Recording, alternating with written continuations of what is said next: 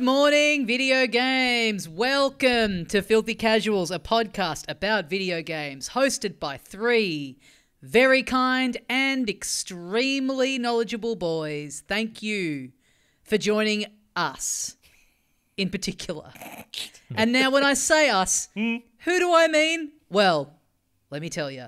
First of all, you got myself, Tommy Daslow. Hello, thank you. Okay. You've also got a little bloke who's going to be talking right now. My name's Ben Vanel, the people's champion, as I'm known. And boy, aren't we lucky to be joined by the third co-host of this show today, Tommy? It's me. Stone Cold Steve Adam Knox. I've still got Steve in there. Yeah. Just because I said one word more than I meant to is the honest reason. Adam Knox. Stone Cold Steve Adam Knox is who's here. That could be your son's name if you have a son someday. You know, like you get the father's name in the middle. You don't want to go Adam Jr. necessarily, but Stephen Adam Knox could be a person. Oh, not Stone Cold. Not.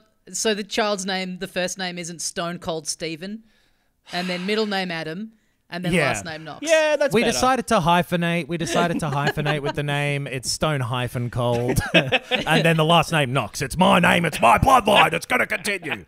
Yes. Thank you for joining us here on the video game podcast, Filthy Casuals. It's a pleasure. We don't thank our audience nearly enough for joining us. We wouldn't have a show without them. We do it all for you and a little bit for each other because we enjoy talking about video games together. Yep. Now, what you've done is you've said all for them and a little bit for each other. Mate, you've gone over 100% there. That's the sort of lying that video game journalists are known for. So good thing that's not what we are. I'm getting paid off by... I'm getting payola from Big Percentage.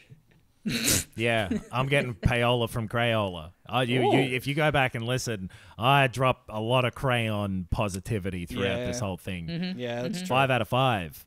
That's how many crayons I got in my pack. Hey, speaking of crayons, there's some video game news going around and a little design that I think could have been done quite easily with a crayon, or more easily by copy-pasting the pipes from Mario. Do you remember Flappy Bird? Hey. Loved that Flappy Bird. Everyone remembers Flappy Bird. I never played Flappy Bird. Didn't it get delisted because the guy was embarrassed about how much money he was making? Yeah, in short, yeah, kind of. So what's happened with Flappy Bird, because it would have been, I guess 10 years ago probably. That's probably how long it takes for a trademark to lapse, something like that. That he must have taken it down. But Flappy Bird was this weird thing, if you're even, which is very possible, too young to sort of remember the Flappy Bird phenomenon. Weird little phone game, not particularly complicated, just for some reason kicked off. Just one of those things where it became this like viral little phone game. It was like Helicopter or a bunch of those ones where you tap the screen to make the bird go up a little bit and you got to navigate your way through increasingly close together pipes. Yeah, very simplistic and I think addictive because of that. Kind of jetpack joyride-ish, but more tapping than holding down. But yeah. And it was just around at the time-ish when everyone was sort of getting their smartphones for the first time. So, like, people progressed from the, like, look, I'm drinking, glug, glug, glug sort of apps to a Flappy Bird type of thing. Do you want to Damn, know? I might bring that back. I'm going to get a few of them for when I'm out on the weekend and just be there being like, guys, check this out. I'm having a big one tonight. I can tell you the exact date that this was on or around. You're right, Knox. It was the 10-year anniversary of this trademark being filed, the 3rd of March, 2014.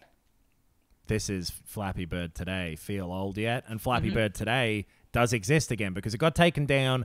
The guy just didn't really like being the center of attention in that way. He really unraveled. He made it, I think, like quite quickly, and then he was, I think, on social media at the time being like, "Yeah, I hate this. This is ruining." He was like, really didn't cope with like, I don't kind of know what element of like the spotlight you're really in for having a little iPhone game that takes off, but the idea that he's just being hounded by the paps. I remember him also saying, Doug Newen's his name, saying that he didn't like how much people were playing it. Like, he could see the stats and was like, people are wasting their time with this. This is insane. Go back to drinking your fake beer. Mm-hmm. That's Right. what you should be using a phone for, or the little shotgun you can reload. Yes. So took it down. Flappy Bird went away. There was a brief window where phones that still had Flappy Bird installed were selling for like pretty high prices, I think, and the Incredible. PS4s with PT on them. Yep. But anyway, because the thing lapsed, it has been bought up by a company, the Flappy Bird Foundation, I believe, is what they have. Yeah. I thought they took Flappy Birds and released them back into the wild. I thought that's what they were all about. Yeah, but then, you know, like, the bird's been living in captivity enough. It doesn't know how to fly through pipes again. Right. You kind of, keeps- once you pick up, if you see a Flappy Bird, like, that's fallen out of a nest, don't pick it up, because the fruit ninja that's its mother won't recognize the scent anymore. Yeah. Sure. Yeah. Whatever. Anyway, it's like some company has just like picked it up because it was available. Like, Yeah. it doesn't Yeah. tend to happen because people don't tend to just go bleh. You know, trademarks that are big don't tend to be held by just a person. Yeah. But there's maybe something to do with crypto being involved as well. Okay. Little unclear about that. Yeah. But I wouldn't put it past the Flappy Bird Foundation necessarily. So Nguyen has tweeted and said that he's not related to the game. He did not sell, you know, his IP, and that he doesn't support crypto. So I guess is where the implication of like what this foundation is up to comes from, I guess. It may be something in the back end of Here we go. It is in the back end. The project leader, Michael Roberts, is connected to a crypto firm, 1208 Productions. Right. That's a hell of a lot of productions to have on the go. 1,208.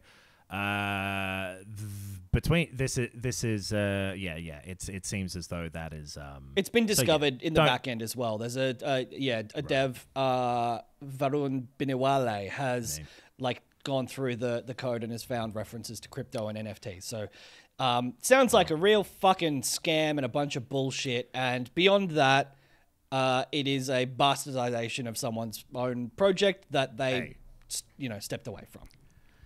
if it's bad to love crypto and staring at a back end, then sue me. Please don't. Please don't. I don't have any money to spend. It's all tied up in crypto. So Flappy Bird is back. Something that, you know, maybe we didn't care about is back. Something we probably do care about is gone as well. To What? flip the script a little bit on you. Oh, shit. Jesus. Yeah. Hope that whiplash doesn't hurt. You know Annapurna? Annapurna Interactive, publishers. Who's Anna I who? barely know it. We got him in the pincer And I'm not upset, movement. but yeah.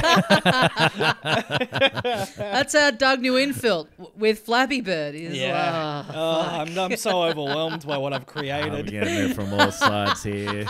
Gonna get the front end and the back end. Annapurna, the whole staff of Annapurna Interactive Yes. have left. So this is so let me try and lay this story out for you. Annapurna, Please. if you don't know, they're publishers of like hit indie games. They've been one of the like people call them like the A24 of indie games, things like that. Yes. They've got a good track record of having a good radar for indie games to publish. Things like Outer Wilds, which is one of my favorite games. Cocoon from, I think, last year was one of the big ones. Stray. Everyone would have probably come recently. across the game Stray, where you play as a cat. Yep. Firewatch, is that right? Maybe. It seems like it, though, which is, I suppose... Kentucky Route Zero. I think all of our Yep. top 5 Neon all-time White. game. Neon White, Sayonara Wild Hearts, What Remains of Edith Finch. I was wrong about Firewatch. Lorelei and the Laser Eyes recently was one Oh, yeah. that I loved. And from them. Donut Anyway, County. so- Some fucking like huge hit games. Yes. They're also developing one that like they were a publisher, but they were developing their own game recently. Yes. But so what seems to have happened? Annapurna is founded by Megan Ellison, who is I don't know if she herself is a billionaire, but is certainly the daughter of a billionaire. And this is sort of yes, because Larry Ellison. They also produce films, and I believe she also heads that up and is very much a sort of tastemaker and someone who's very tapped into sort of like upcoming artists, I guess. So the film stuff seems to be where the tension has arisen. And what has caused them to leave. So Nathan Gary was the president of Annapurna Interactive. They were in talks to spin Annapurna Interactive out to a separate entity, to the film division. This is my interpretation, but this bit isn't. So recently they signed with like Remedy to bring Alan Wake control stuff to movies or TV or whatever. Right. They're doing that sort of thing. They're making bigger moves in that picture production space. The vibe I get, this is not from reporting, and this is not from concrete evidence. Ooh. But this is a little thing that you like to call Nox tuition. This is Nox tuition. Basically, the Earth is flat and surrounded by ice. There's a dome that covers it. No. I think that the push towards the film and TV stuff and then wanting to spin out separately is likely to be because there was something being introduced where when they were sourcing games, either they were going to be given a mandate that you need to be looking for games with an eye towards whether they'd be translatable to film, and the team didn't really want to have that stipulation, or that contract stuff was going to change, that like you need to sign these developers and get all the movie rights too, and they weren't covered. Something with the bigger push in their picture production element, I would imagine it has to be some sort of clash around that. Yeah. Right. Yeah. Right. Or, but it's because it's led to like all of them leaving. You said, Nox, like they are currently developing a game, and they've mentioned that they are still going to be doing that in some form, which indicates it.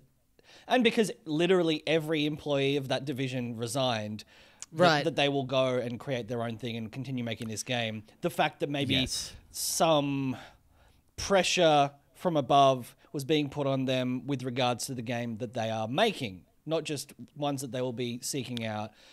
But, possibly so. You know, just whatever it may be, some creative interference from above that involves, film and TV adaptation in some way. Yeah, it has it's to be likely pretty to be big. that. Yeah.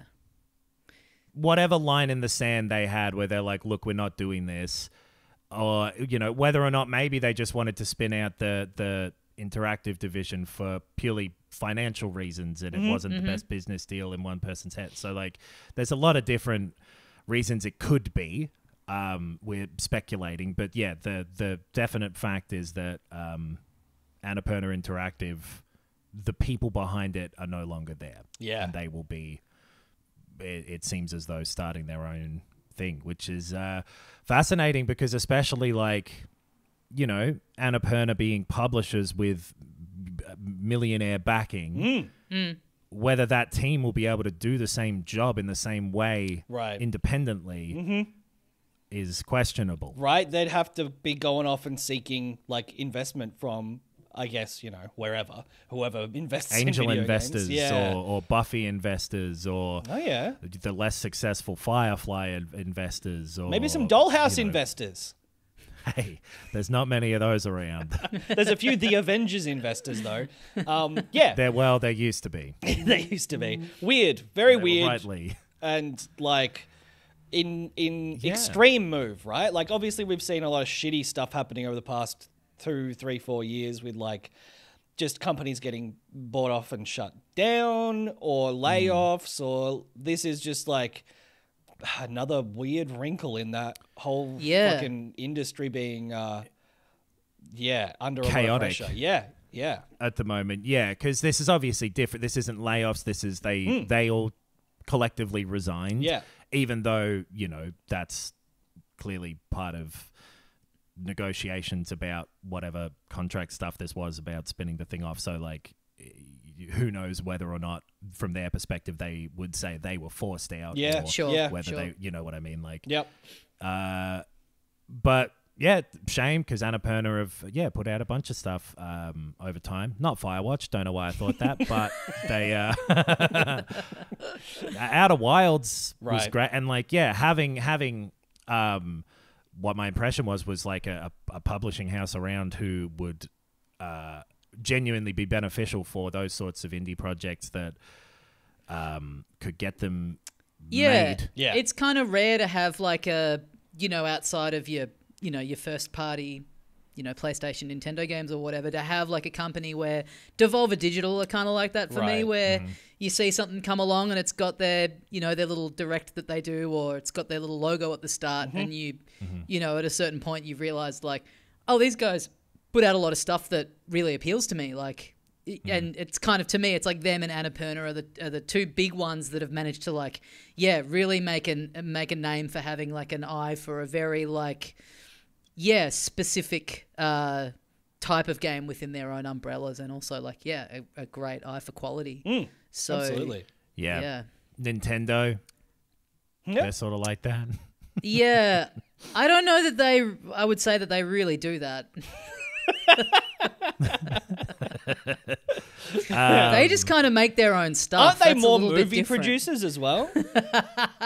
Well, Well, hey, speaking of movies, well, there's a few different games that we've gotten sort of weirdly early updates about recently. But speaking of movies, we'll start with The Sims. That it's official that Margot Robbie and co are making a Sims movie. Yeah. yep. And you know what I think about that? Swabble dweebop, squagaben dibop, wadnoven.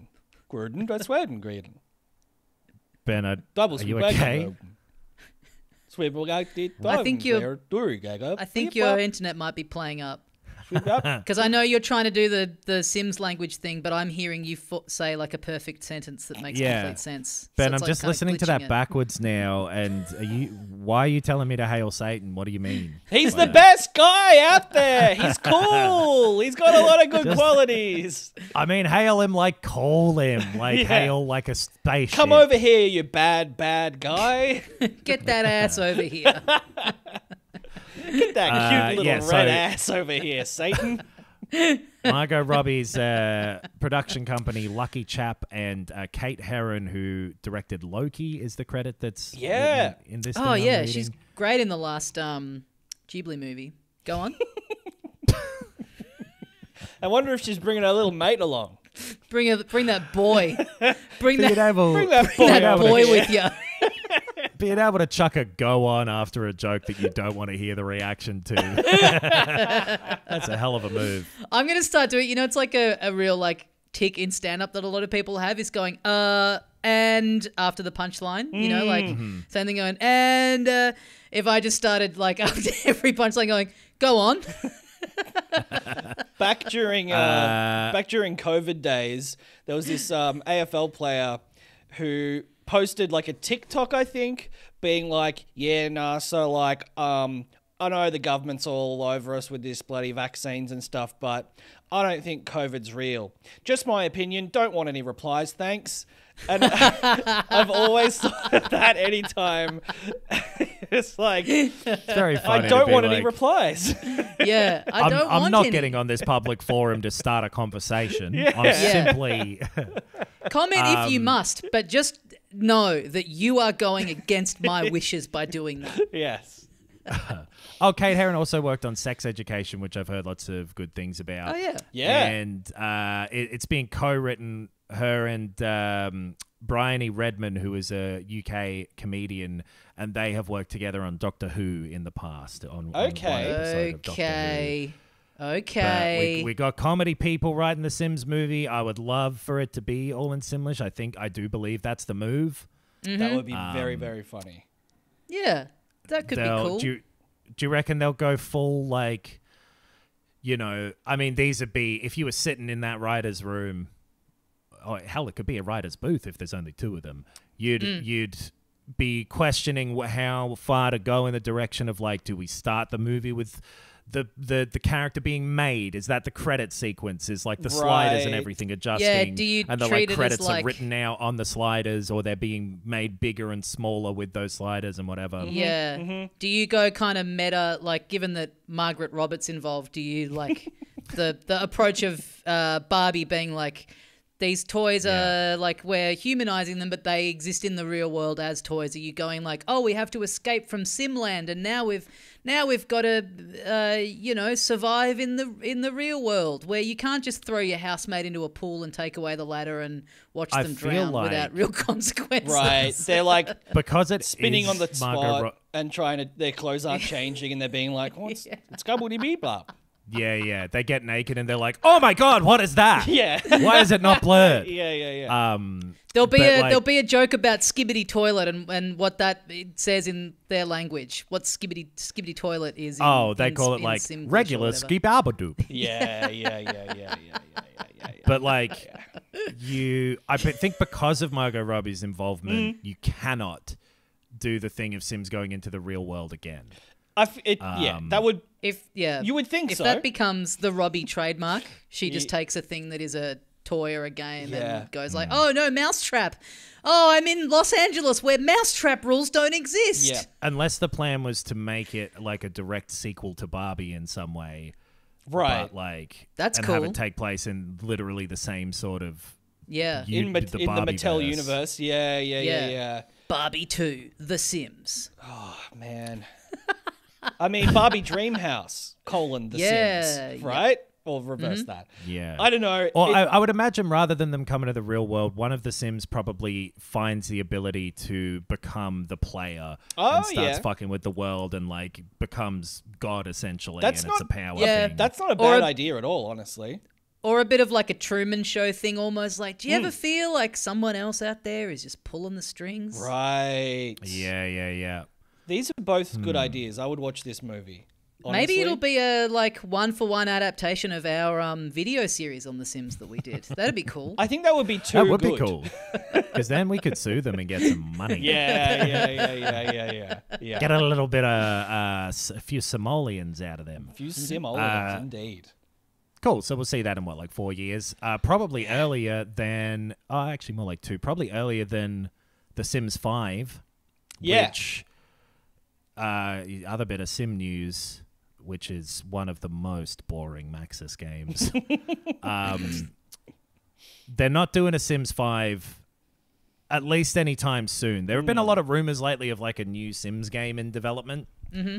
And I've seen people talk about, the rumor is, it's a, multiplayer online thing. It's a lot more sort of setting the next one up as a platform. But no, they are doing a multiplayer expansion to Sims 4 and selling more shit through that, and also setting up like a shop to sell user-generated content and things like that. The quote is weird. It's not Sims 5 as a replacement for 4. So it looks as though they just want to build on 4 to make a 5, which honestly seems like Destiny 2 limiting yourself bullshit. I think why do that? But okay. I get like they're not going to make it a photorealistic Sims in Sims 5. Right. Like I don't know how much further they would want to or bother, pushing it. There is I feel like, I don't know if you're across this as well. There's like a game coming out soon that is like a small development team. Did we talk about this game? Where it is? Yeah, we would have. Yeah, it's like super high res graphics, and it is a more granular life sim game that is coming out soon that I guess people who were keen on Sims 5 are going to be dipping in on. Well, because my impression of The Sims 4 from the people who are super into Sims is that it is not one of the most well-regarded ones. Oh, the people okay. kind Right, of begrudgingly play it. Right. Because it is that. So I don't know, though, particularly. But I think that's partly down to the way they monetize it and things like that, too. And, Yeah, that's not putting features that people want in there, but instead throwing more like, hey, here's, the Katy Perry house stuff. And it's like, I don't want to fucking live there. Neither does she, I bet. Yeah. Yeah. I certainly don't want to pay to live there. Inzoi is that game, I think, that I was thinking of. Yeah, that reminds me of a bell. a couple more like pretty far down the track games that we've gotten weird detail on. EA has said they're working, Respawn are working on the final chapter to the Star Wars Jedi saga. Yeah. Okay. So it's a trilogy. Interesting move for Star Wars, but let's see if it pans out. I don't know. Most of the time it doesn't. Yeah. Those games have been all right, and good to seems like the right move to cap it off. Yeah. Yeah, totally. But that'll be forever away. But more interesting to me is a part 3. Yes. For some reason, Yoshinori Kitase, who's like the Final Fantasy series producer, and Naoki Hamaguchi, who is the director of Rebirth, Final Fantasy VII Rebirth, they did an interview with the Anime News Network. The failing Anime News Network. They we're talking about Final Fantasy, the third part of the remake trilogy, and there's some interesting stuff that they said about it. Pretty candid. Talking about like, we understand a lot of people felt bad at the end of part 2, and that's how we wanted them to feel, and right. A lot of that stuff of like, hey, I think we'll be sticking pretty close to it, which they have done for them, other than like, the back 5% or whatever. Yeah. The second one especially was like, we're just going to recreate a lot of the most iconic moments from the middle of the game. They didn't really diverge, too much at all, which, we kind of thought they were going to, but... you're kind of just following around those hood guys, but for the most part, like... Yeah, that's pretty open, and it was like a lot of side quest stuff, and it was like the main stuff stayed pretty similar, but then there was so much more open world freedom stuff than I expected in that game. Totally. And about this one, what's his name? Taruki Endo, who is the battle director, said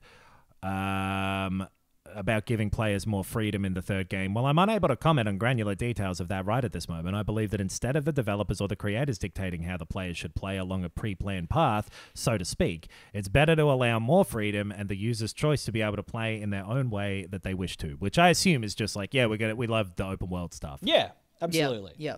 Which I did too. Keep it up. Yeah, that's one of the fun. best games of this bloody year. It looked fantastic. It was all very satisfying to play. And then all of the stuff that was ripped directly from the original was really, really well done.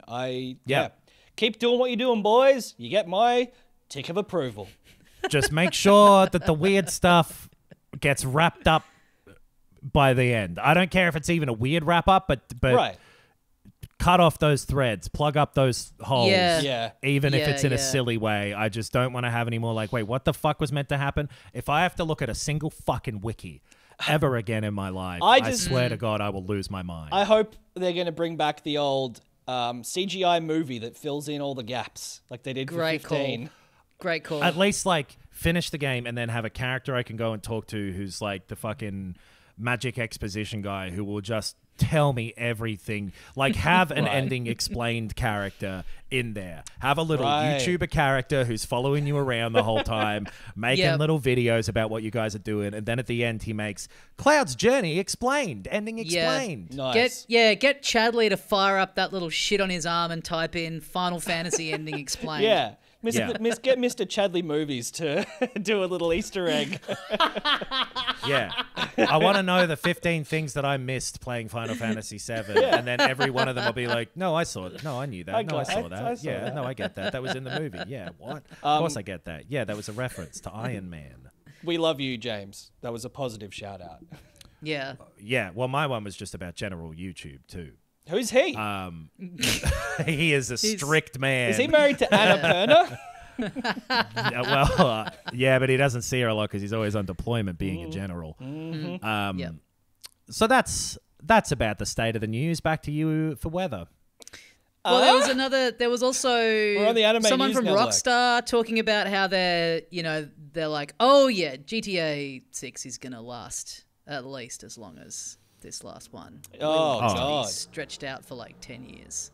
Of course it will. And I mean, look, that becomes more appealing when they go into it with that as the plan. I think. Yes. part of the lack of appeal for me with GTA 5 Online is that it was so like, oh shit, all right, I guess we're doing this for fucking 10 years. Yeah. Like, and we know that now set it because up like, better. well, yeah, that last one, made them a ton of money in terms of the online stuff. So like, yeah, of course they would go into this one thinking, oh, we'll probably try and do that again. You know, like no one's expecting this one to come out and be like, this will be cool, and then we'll maybe get like another GTA in another 4 years or whatever. It's like, we know now that when these games come out, it's like, okay, that's around for a while now. Yeah, I think that we were with- also talking about like, will they just keep current GTA Online going, or will it be? It sounds like they're planning on a hard reset, a full, you know, that's done Migrate now. everyone over. You got to buy a bunch more fucking Mega Shark credit card, real monies.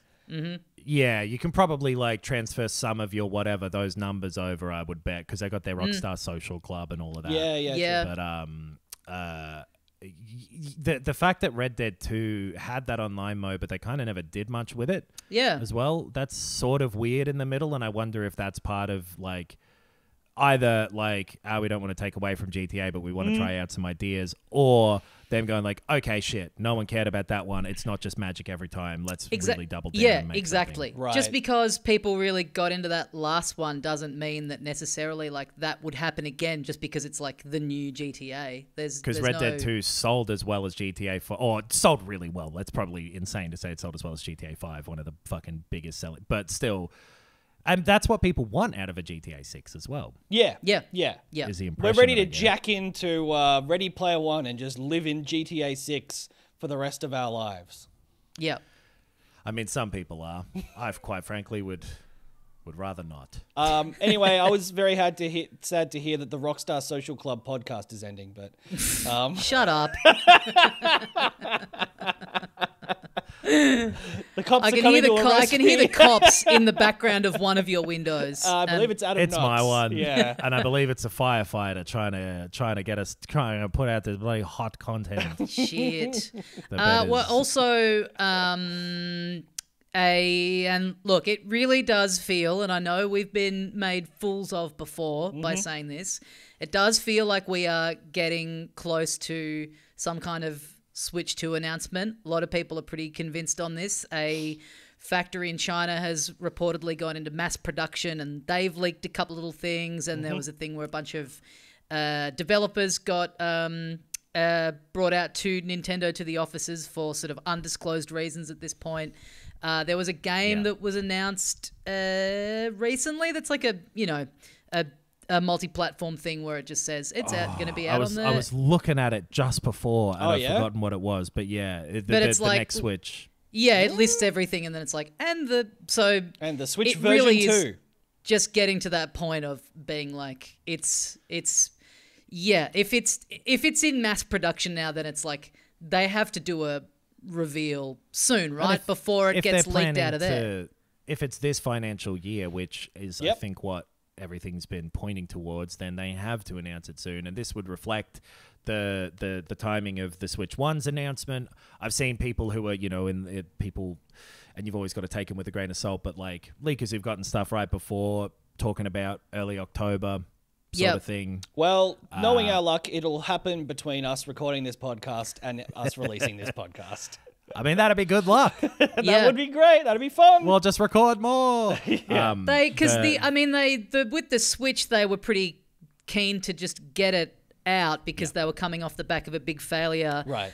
I see a lot of people go like, and the same thing was happening last year when people thought it would definitely be announced sooner rather than later. Like do they want to necessarily step on the toes of being able to give the Switch like one last good holiday season? Because if you announce the successor like now, they also are gearing up, and they've announced a bunch of like bundles of the current Switch with like Mario Kart and a year of the Switch get the old Online stock out the kind door. of bundled in. But I kind of honestly feel like that's announcing the 2 isn't going to get in the way of anyone that would have bought that bundle. Like, that person who that's going to step on the toes of, like, they already are holding out for the 2 anyway. So, like, you can still have that out there for people who are, happy to save the money on the previous gen console and just play that backlog of 8 years worth of games. So, But yeah, if it's in production, they got to show it off, or someone else will.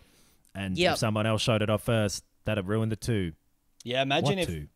The Switch Tour 2. Oh, imagine if Sony showed it off. You got to give him that Switch Tour. Play on that thing. I can do it with any old meme from back in July, which counts as an old meme now. Well, that's the other thing too, is like seeing all these people go like they should get in now. There's been a bit of a backlash to the price of the PS5 Pro. Yeah. Right. Pre-orders go up like next week. Now's the time to strike, and it's always funny seeing that stuff to me, because I feel like we've just seen so much evidence over the years of like they just don't care about that kind of stuff. Like they just don't. That doesn't really factor. I don't think they view themselves as like, oh, we're going head to head with the PS5 Pro. You know, they are very aware that they're in a completely different lane, and like it just will be tons cheaper anyway.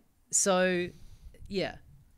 The other little bit of rumor is that there are 2 different versions. Don't know what the difference is between them. Might just be different internal storage size. Could be that one of them has the OLED screen. Who knows? But that was the other thing from like the manufacturing leak, is that there's 2 types. Oh, yeah. Right. Yep. Hey, 2 types. There are 2 types of people. Mm-hmm. People who want to talk about games and people who don't. Mm-hmm. Where do you guys fall on the issue? I'm going to have to say that I do want to talk about games. Interesting. Early polling is good. I'm all out of bubblegum. Well, then let's talk about a game that I think you, Tommy, will believe kicks ass. That I've been playing a little bit of. It just came out today as of recording, or tomorrow maybe. Yesterday when you're listening to this. It came out tomorrow when you're listening to this. I believe it came out yesterday when you're listening to this. It's we had some like early access codes for it. I've played less than you, Tommy, but I've been playing alongside you a little bit of the Plucky Squire. Yeah, Plucky Duck. I've been playing this as well. I had a little dip into it in the past 24 hours. But yeah, I think, Tommy, you played the most of it. Do you want to... Well, in the next 24 hours as of release, I think. In the next 20... in the past... I'm playing it tomorrow. Yeah. Yeah, Tommy, you've had a bit more of a dip in on this than us. Yeah. Well, speaking of times, I think you were about to ask me before we started recording, or us, like how much of it we'd played. Yeah. I don't know, because I put it on pause and left my computer on overnight, and it's one of those games that keeps logging your playtime even when it's on pause. Right. So I've been playing it. I'd seen your hour count, and I was like, damn, this game's way longer than I thought. Yeah, the game thinks I've been playing it for like 29 hours or something like that. Shit. Honestly, the timer should not be running on the pause screen. That's unfair. So yeah, I can't accurately tell you how. But on Steam, I guess it doesn't know if it's paused or not. But yeah. But it does that in the internal, like the the clock when you go onto your save file, like in the game. Well, worth saying, I guess we've been playing it before the like day 1 patch that did come out, so I don't know what the differences are. But so maybe as I've played it for like maybe 3 hours, maybe less even. Like, I think not I'm getting too near the long. end. I'll say that I've played like a decent chunk of it. It seems to be segmented into chapters. I don't know if this changes at some point, but I've done 4 or something, maybe out of the 10 chapters. Right. Okay. So I've played, I think, into the 2nd chapter, and apparently I've been playing it for half an hour. So yeah. So that's the thing. Like early really on in the weeds on this time thing, aren't we? Yeah, I don't know what we're doing. Well, part of the reason I wanted to talk about that. Part of the reason I wanted to talk about the time is because it really dragged at the start. I think it's a really, really slow, slow going intro to the point where I was quite bored by it. Yeah, me too. Which is a shame, because everything about the presentation of this game in terms of the look is so cool, and such a good realization of its main sort of idea, which is that you are playing a character in a little kid's storybook. You're walking around in the pages as this like really well-defined, well-rendered cartoon kid. Like the text is showing up on the book as the narrator tells you the story. Yep. You're turning pages to change map, all that sort of stuff. Like the idea the book that's is there. visible on a table as well in a 3D rendered scene.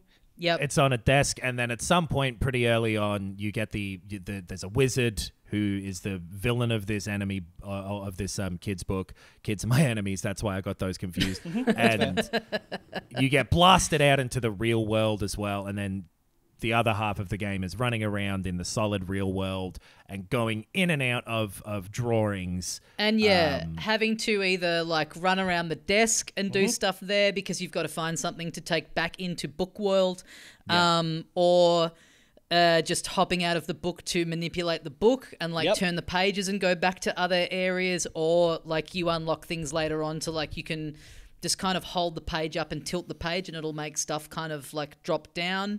Very early on when it's still 2D, you're like manipulating the words that is within the narration on the page to like change the layout of the page and change the scene. So there's like a super simple like Baba is used. Exactly. Yes. Yeah. Like and overall it is very much like a combination between 2D and 3D Zelda-y stuff, like puzzles, some light action, very simple sort of combat mechanics. Bit of platforming. Yeah. You're getting some little badges to give you different, like you can chuck your sword or you can get different, like there's a bunch of different little bits and pieces going on. It's all very simple, and this I think is a very accessible game for like even quite younger kids.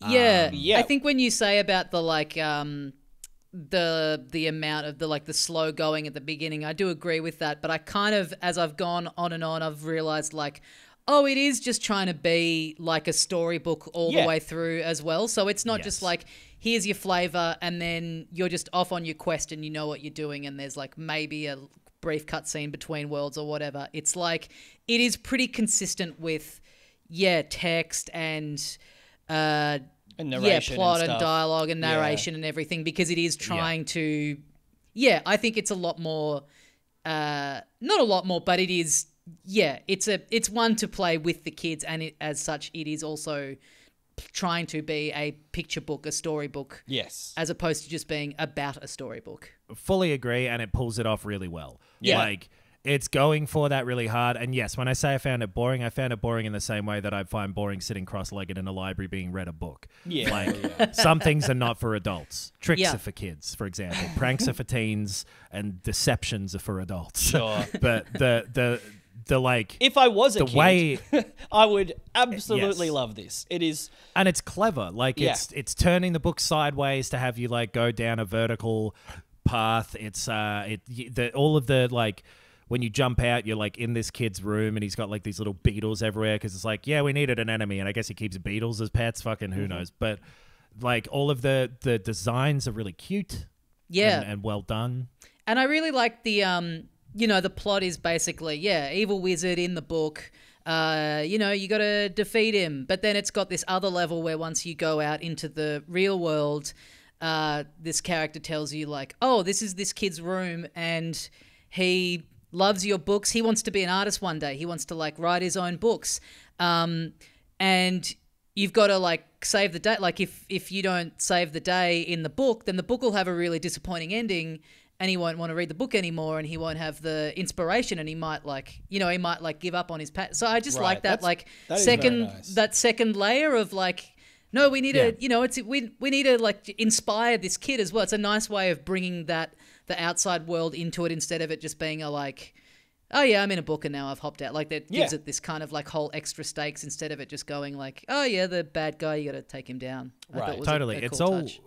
It's all really thoughtful in that way where like the puzzles are very simple but are still clever. Like they would be quite easily solved by a kid, I think, but it's not like they're just what comes next? A, B, C, then what? Like it's there's not like moving a block from A to B, but like with a little clever mechanic that is just thoughtful and creative during what I've played so far. There's not a ton of like, you're gonna really be in this bit scratching your head. A lot of it is like, go out of the book, find the thing, bring it back, or like, find your little because you can only get in and out of the book using these like designated little warp bits. So it's like, oh, I've got to get over there. So uncover the thing to get out and then walk along the book and find where the access point is on the other side, or maybe it's covered by something that you have to move. It's not like, yeah, it's pretty clear, but it's a bit more of like a bit of a journey. Like you might have to do a little backtracking, do 4 or 5 things that like, even though it's quite clear what you're doing, when you go back, there's like more enemies there, so it's putting a little bit of a resistance to you in that sense. And it's still engaging during it. Have you guys gone to the art town yet?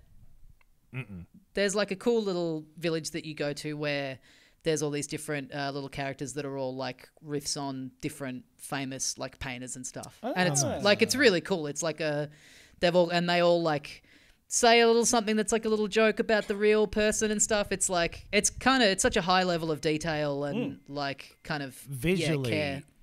Artistically, it like is really great. The book especially, like when you pop out into the real world, the 3D stuff looks pretty normal, game engine, whatever type stuff. Yeah. But like jumping into, especially the book, like there are some little drawings around in the world, but like the book looks like a fucking picture book. It's got that like slight little bit of, it's not gloss or matte, whatever the coating is on like a picture book. It looks that like texture. That. The crease in the middle of the book is always there and like warping the world around, and it really pulls off that look very well. And then I think when it is more zoomed in or it is doing cutscenes, it looks like a fucking TV cartoon. Like it looks. I think like the quality of the designs and the like strength of the character silhouettes. You know, like they really could just be. A new kids cartoon series. Like, I agree. I think it looks fantastic. That guy, I think his name is James Turner. He's the like artist who did it all, and he did some work for Pokemon. I think he's done some Pokemon design stuff, for those actual games. So he's like, I mean, hey, I've drawn a few Pokemon in my time. Yeah. Oh yeah. I'm not going to tell you where you can find them, but you may be interested. They're in the long grass. Right? Yeah, they're doing something in there. Something's long. There's one, But yeah, he's got such a great, distinct style, and it's such a great, just a great cohesion between like the design and his art for it. Yeah, I think this is like a great one if you've got young kids and you've been looking for something to play on the couch with them, but it is also just if you want to have a very nice like wholesome time and it's like it's so creative. Like it does like it kind of has these like different modes that it kind of jumps between pretty frequently, so you're never just doing like one thing for too long.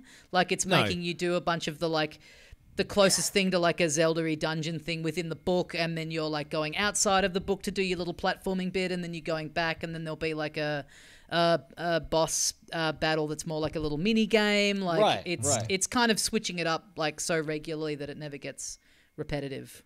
I agree with that, but it does also drag but I think in a way that if you're playing it with kids, this is a great one. If you've got younger kids who maybe like are a touch too young for like Zelda or whatever, but have shown interest in that sort of thing, Plucky Squire's the way to go. Yeah. Yep. It's like it's Kirby. It's that kind of level of like fun, bright, beautiful. It's all about the visuals and the sort of lack of resistance. It's not really trying to be a challenge at all. It's meant to be pure fun.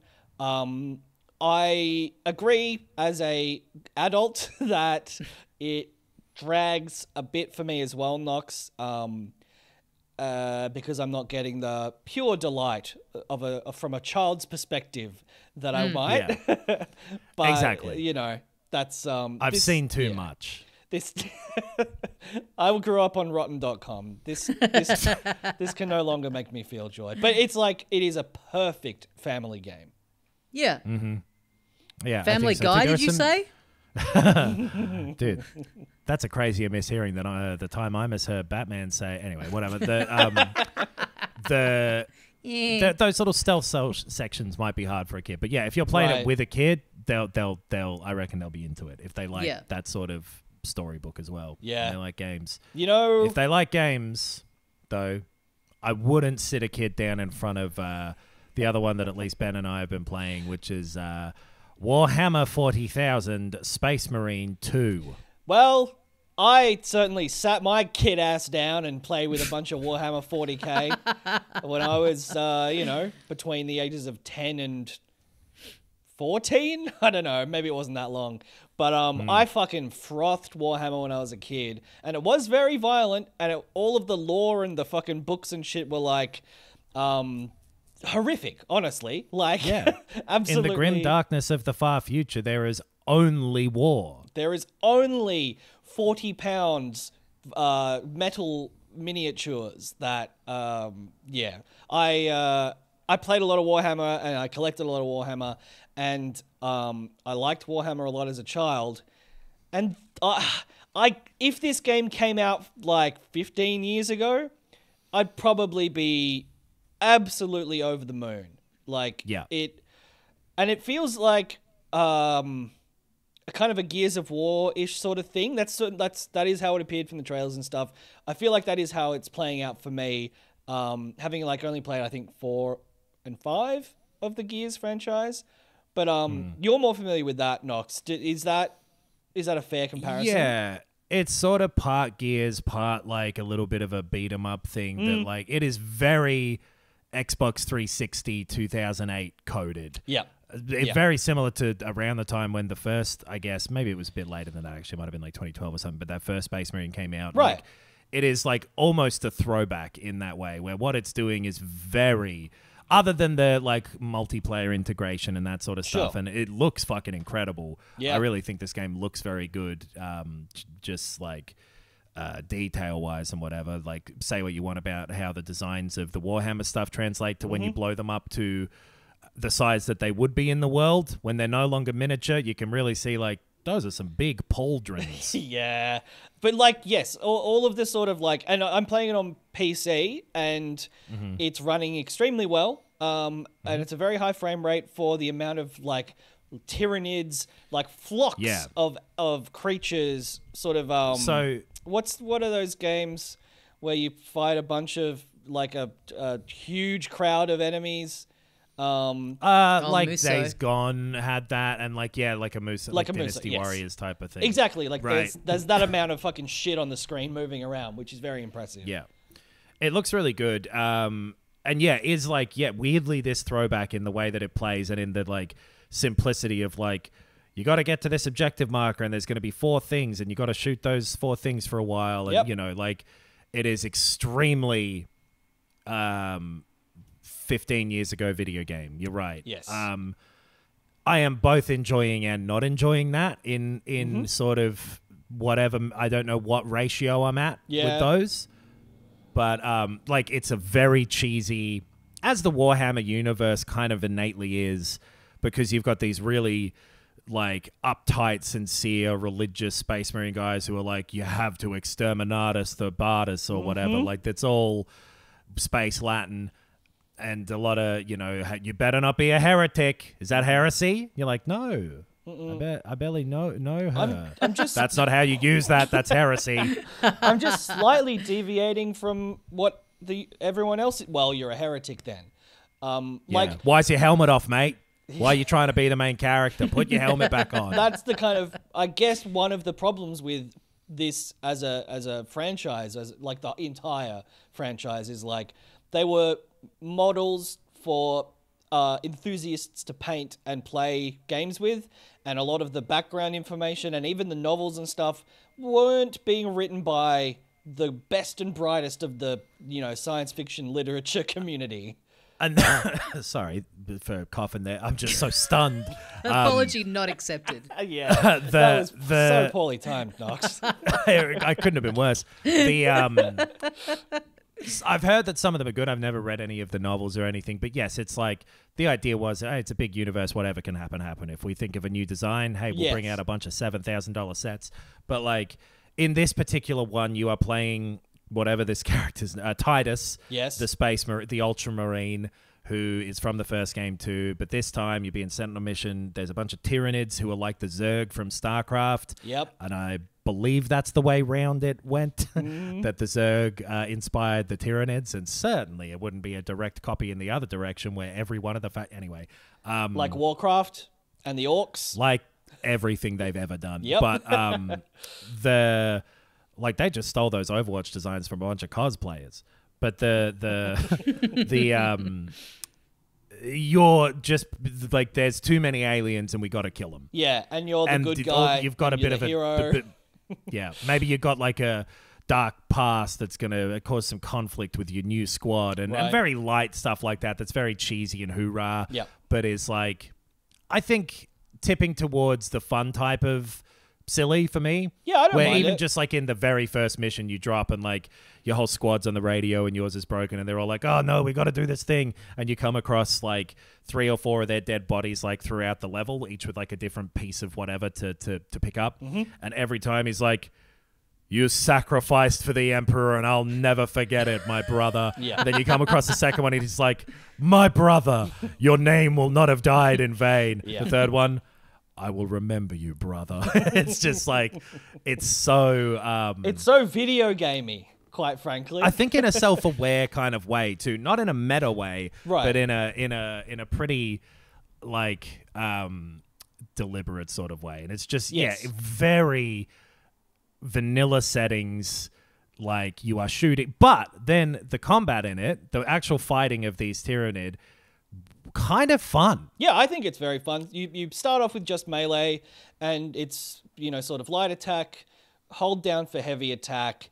You've got glory kills to restore health, which is a great, sort of mechanic that I don't think Doom 2016 invented, but certainly employed to a great, effect. And it's you get your shields from the executions. You get a pump a shield back, and you can use like a med kit to restore your health, or you can go into like the Kratos Fury Rage mode or whatever when that charges up, and that will pump your health back up for a bit. Yep. You got and a lot of it is that swinging around. Your ranged weapons as well. And it is it's like a good balance of holding people off with the shot with the bolt gun, just slicing some people up with a chainsaw, bigger enemies, bosses, a lot of moving around and like staying active, like in like the earlier God of War games, I guess, like the recent ones as well. It's a lot like the recent ones in some ways, where like you've got a parry and a dodge for like if they have a blue thing show up or a red thing show up for the enemy's attack, and the timing is a lot earlier than I was thinking it was too. I was trying to get it as they would, but like you press it and it sends you into a thing where you swing your sword a bit, and you've got to hit them during that. Anyway, like there's a flow that you can get into with it, where if you bash a big enemy 3 times or whatever, it will then have a little gun and sight marker thing show up over its head, and then you can pull the trigger to do like a bit of an extra gun attack to it, which will weaken it even more. There's little enemies that will swarm you, and if you do like 4 melee attacks and then hold the button, it'll do a big area of effect thing. Like there's enough going on with it that you can get into a pretty satisfying kind of flow state with it that I'm enjoying. Yeah. And like, I mean, there's plenty of games that are still extremely linear, and not everyone has to be like a Star Wars Outlaws or whatever, where it's like linear missions plus big open world. Like and Warhammer and Games Workshop games haven't always had the biggest budgets. Like this is not, I don't think, aiming to be like a proper AAA game. For a AA game, I mean, this is as up there as the Warhammer ones tend to get. Yes, yeah, absolutely. If it's a decision of like, do we make it a restrictive linear path that's less, open to creativity, and make it look fantastic and the combat's perfectly tuned versus, a bit more scope. I'm happy they went in this direction because I agree. It's really, really fun to play when you get in the zone, and I think tonally it's Warhammer. Like it's exactly what that media property is, and they're delivering it to the fans. Like they probably shouldn't be like trying to aim higher, if that is fair, or aim differently. They're hitting it on the head.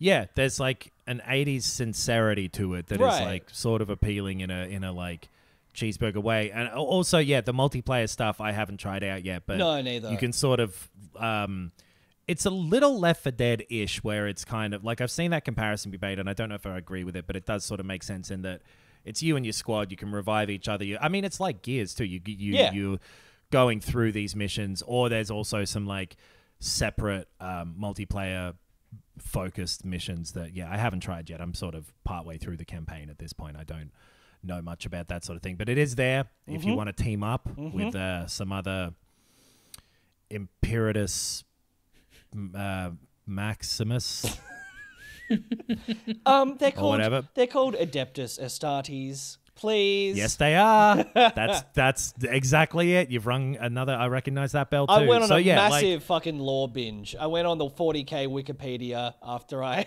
played a bit of it and was like, Hell I know. oh yes. man, the Horus heresy. Yep. I know. Do you know?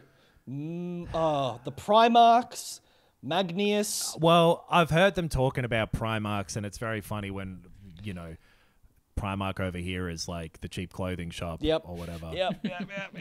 We have to respect the Primarch. Damn right, brother. I look cool as hell. I'm going to paint this jumper blue. It's like a pretty straightforward and kind of throwback game to that sort of like late 2000s way of doing things. But in a deliberate way with some pretty satisfying and not that generic combat in the middle of it that I'm kind of enjoying it. Yeah, I think it's like a perfectly good game. I think they've achieved, again, in terms of have they done what they set out to do? Like Astrobot, they absolutely 10 out of 10 nailed it. I feel like this is like, aside from we don't know if there's any issues with the online stuff like matchmaking or bugginess or whatever or lag, but I've seen people say not really. Yeah, cool. In terms of the campaign, it looks fantastic. It plays really well. You're not, learning any new truths about the human condition, but hey, it's a fucking video game. Lighten up. If you were in college, if you were in university in 2008 and 9 and you loved playing the Xbox 360 with your bros, and today, hey, maybe you haven't seen them in that long. Maybe you're all, about 38 now. You don't get to hang out that much. But those days were great.